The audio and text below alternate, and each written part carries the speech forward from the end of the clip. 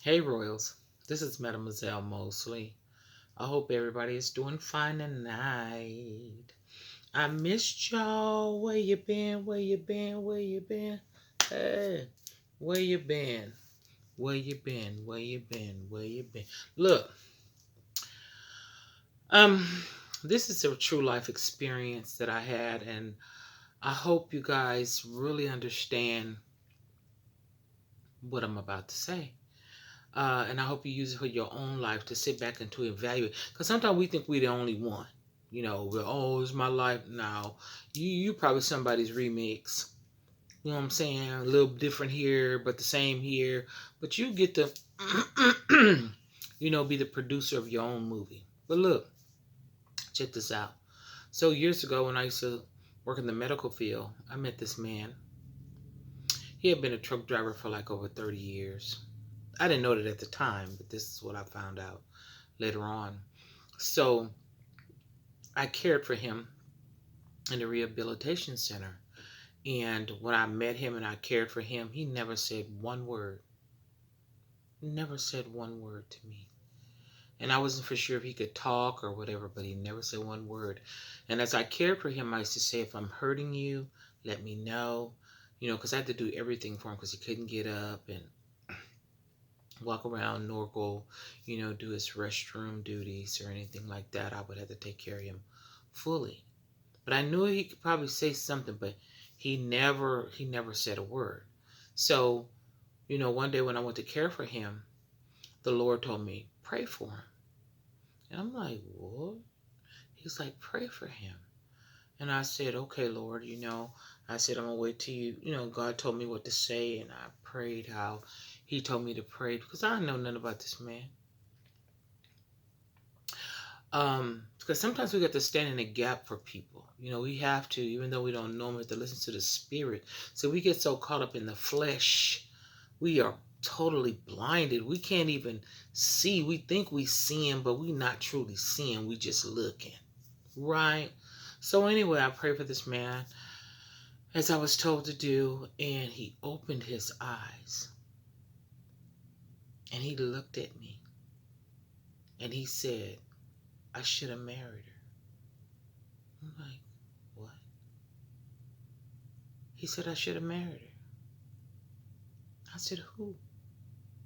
And he said her name.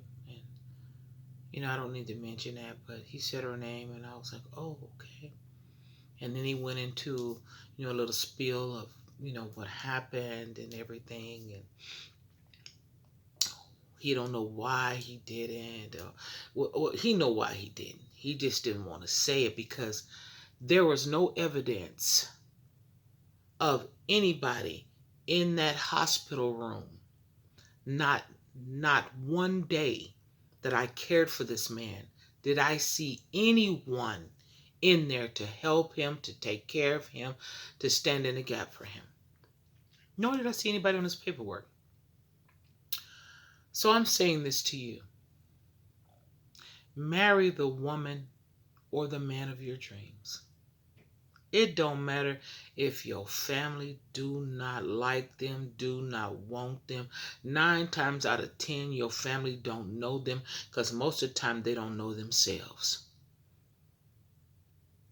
Do not pass up the woman of your dreams or the man of your dreams because of friends, associates, whatever.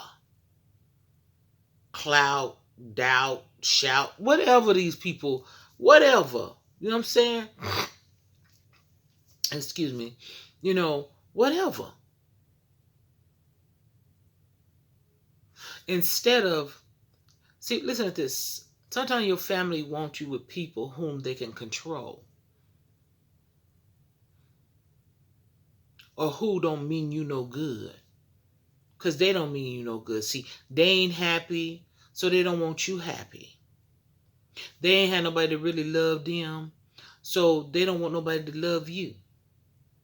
And the definition, what they have love, money, houses, and cars, that's not love. Those are things that ain't gonna mean a thing when it gets down to that real thing. You feel me?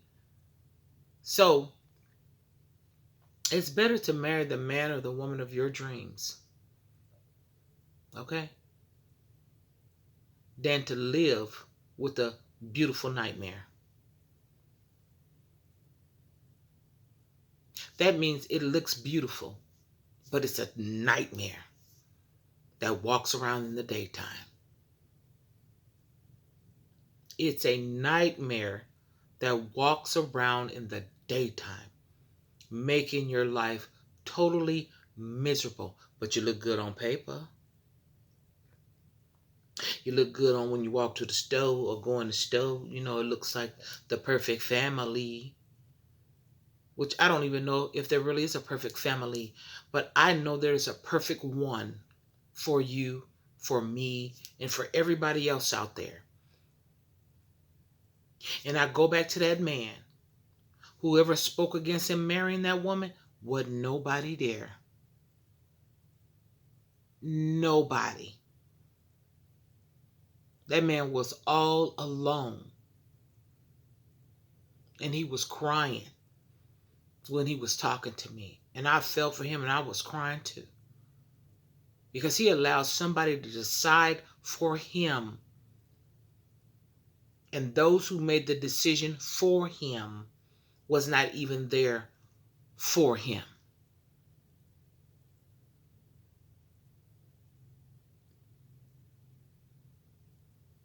So if you're going to let your family, which we love our families, decide, but my family ain't going to decide for me who I'm going to be with and who I'm not going to be with. Okay, I'll listen to what they have to say. And if it resonates, hey, I'll check it out. I'll look into it. But the bottom line is, this is your life.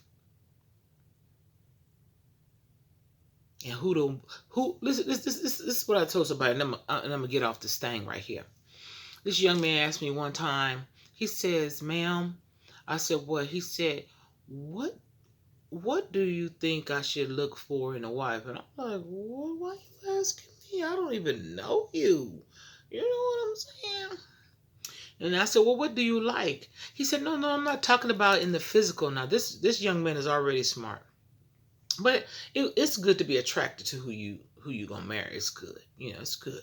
Nothing wrong with an attractive person. And he said, what you look for? I said, well, what I would advise you, me not knowing you and me saying this to anybody else, if you can't trust her with your life, don't make her your wife. He was like, what? He said, I ain't never heard that before. I said, if you cannot trust her with your life, don't make her your wife. He said, what do you mean by that? I said, when it comes a time, if there ever comes a time that you cannot speak for yourself, can you rely on this person to speak for you as though it was you speaking for yourself? If that woman don't match that, or that man don't match that you know, if you was in the hospital or you was at the doctor's office and they decision that they were going to make between your life and death, or your life being maimed or being not right when you come up out of that, if you cannot trust that person with your life, don't make them your husband or your wife. I don't care how fine that is. I don't care how much money he got. I don't care how strong he is. I don't care how fine he is. If you cannot trust that person with your life, do not make him your husband or your wife. Catch it. Don't drop it, because that's real. I don't care if they're a doctor, lawyer, teacher, preacher. That don't make them do right by you. That don't make them speak for you. That don't make them understand. Don't make them love you, but it look good on paper.